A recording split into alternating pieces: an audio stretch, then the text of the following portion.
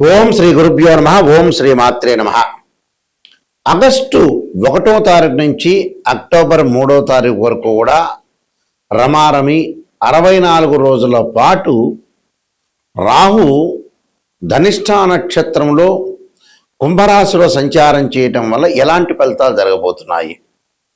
August 1వ తారీఖున రాత్రి 12:44 నుండి రాహు ధనిష్ఠా నక్షత్రంలో కుజ నక్షత్రంలో కుంభరాశిలో సంచారం చేయటం వల్ల ఈ 64 రోజుల పాటు మేషాది ద్వాదశ రాశుల వాళ్ళకి ఎలాంటి ఫలితాలు జరగబోతున్నాయి?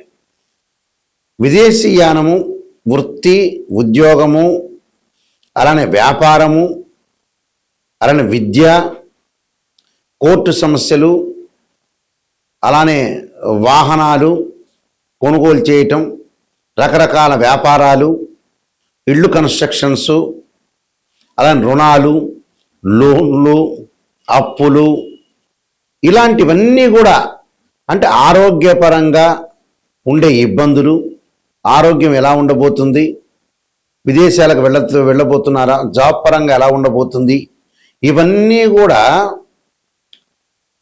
కూడా మేషాది ద్వాదశ రాశుల వాళ్ళకి ఏ విధంగా ఉండబోతున్నాయి, రాహు యొక్క బలం వల్ల ఎలాంటి ఫలితాలు జరగబోతున్నాయి, ఇవన్నీ కూడా గోచార రీత్యా చెప్పబడే ఫలితాలు అంటారు.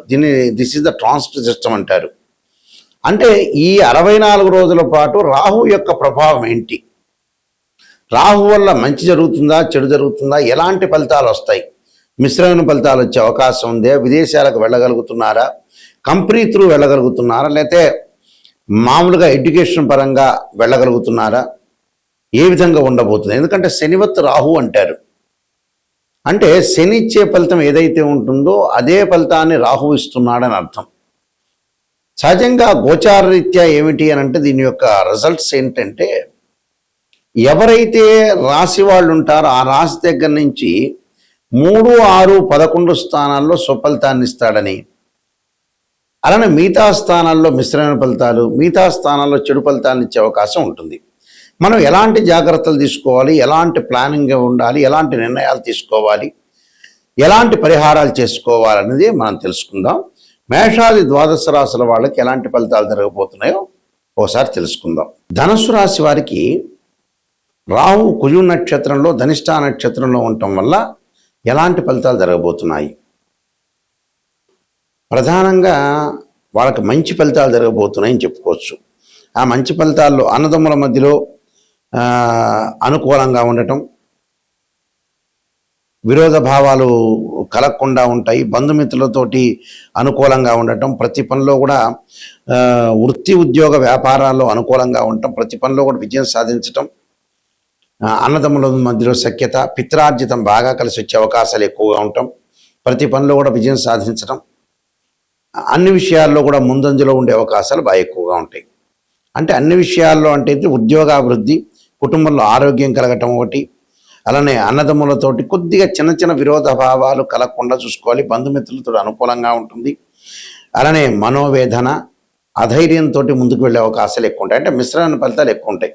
కానీ ఎక్కువగా అయితే మటుకు మంచి ఫలితాలు, విదేశాలకు వెళ్ళటం ఒకటి అనుకూలంగా ఉంటాం, విదేశీయానము, అక్కడ లాభాలు కలిగే అవకాశాలు బాగా ఎక్కువగా ఉంటాయి.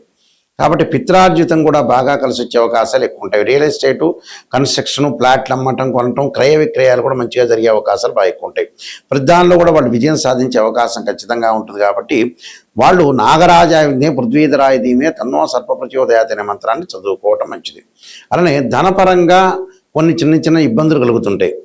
దానికి యక్షాయ కుబేరాయ వైశ్రవణాయ ధనధాన్యాధిపతి ధనం ధాన్యం సమృద్ధిమే దేహిమే దాపైస్వాహ అనే మంత్రం చక్కగా చదువుకోండి. అంటే ఆర్థిక పరంగా డబ్బులు వస్తాయి, ఎక్కడో ఒకటి ఖర్చు అవుతాయి, ఆ ఖర్చును నియంత్రణ చేసుకుని చాలు, ఇంకా అంతా మీకు మంచి జరిగే అవకాశాలు ఎక్కువగా ఉంటాయి. కాబట్టి ఏం ఆలోచన చేయాల్సిన పని ఏమీ లేదు, ప్రశాంతంగా ఉండాలి. ఈ రాహుకేతుల యొక్క ప్రభావము, పరస్పర దృష్టి వల్ల కూడా మనం చిన్నమస్తాదేవి, ధూమవతి యొక్క స్తోత్రాలు పారాయణం చేయటం కూడా చాలా ఇంపార్టెంట్ ఇక్కడ.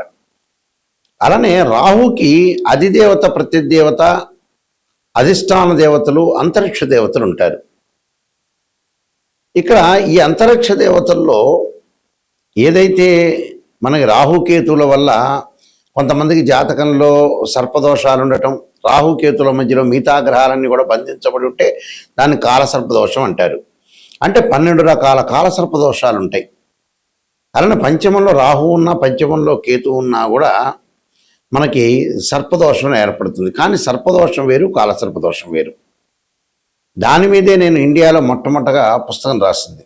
కాలసర్పయోగం అని బుక్ రాశాను మోహన్ పబ్లికేషన్ రాజమండ్రి వాళ్ళ దగ్గర ఆ పుస్తకం అనేది లభిస్తుంది. తర్వాత నెక్స్ట్ కాలసర్పయోగ చంద్రిక రాశాను నేను.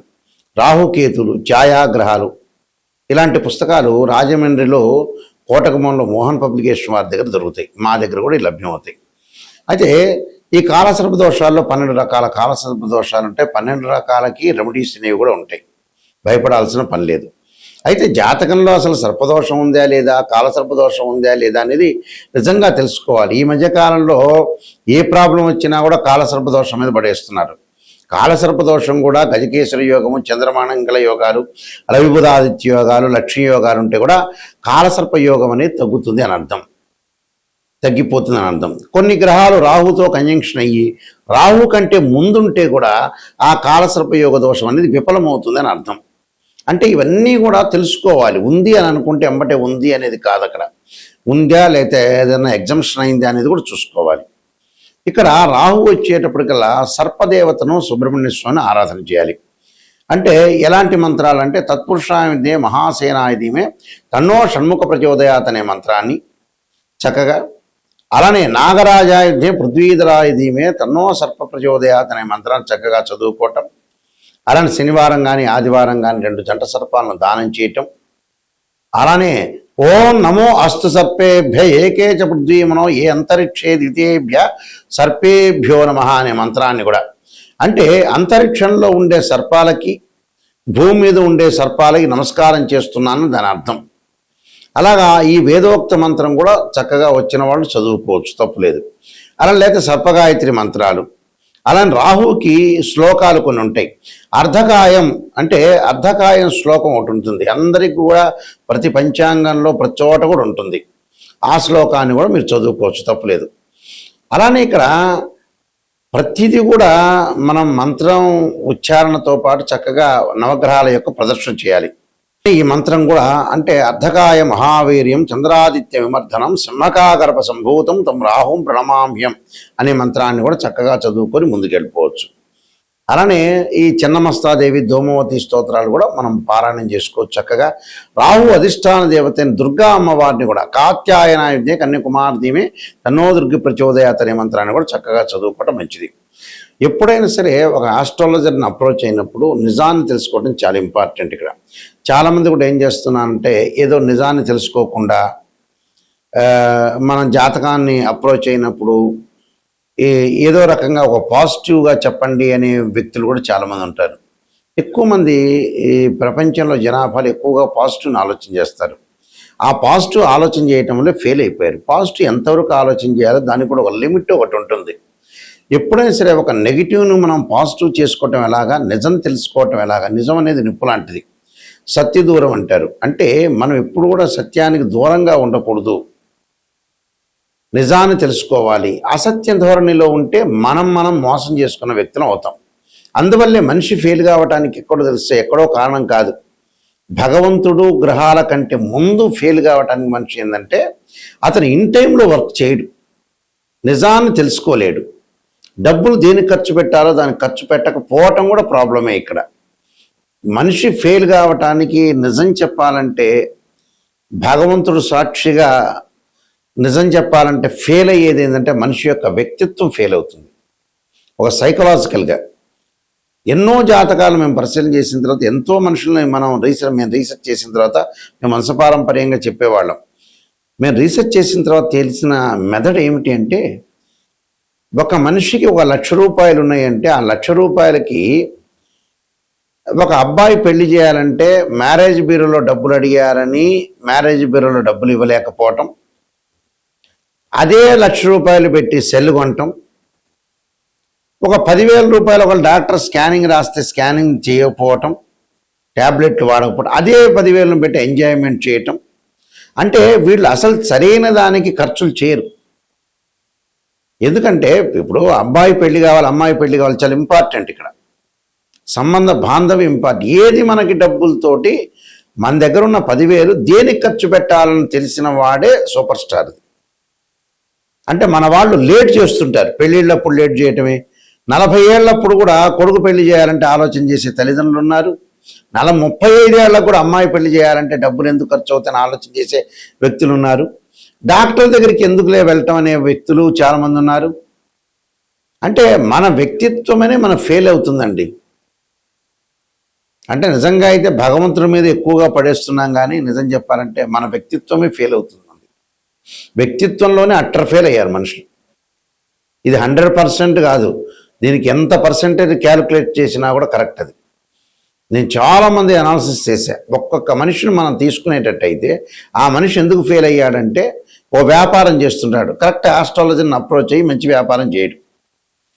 ఒకవేళ మన దగ్గర డబ్బులు ఉన్నాయనుకోండి, ఇల్లు కొనుక్కోండి, స్థలాలు కొనుక్కోండి అంటే కొనుక్కోడు, వడ్డీలకు ఇవ్వడానికి రెడీ అవుతాడు. ఫెయిల్ కావటానికి ఏమిటంటే ఇదే కారణాలు. 12 కాపురానికి 12 సూత్రాల్లాగా వీళ్ళు ఫెయిల్ కావడానికి జీవితంలో ఉద్యోగము వ్యాపారంలో చేయాల్సిన పనులు చేయరు వీళ్ళు.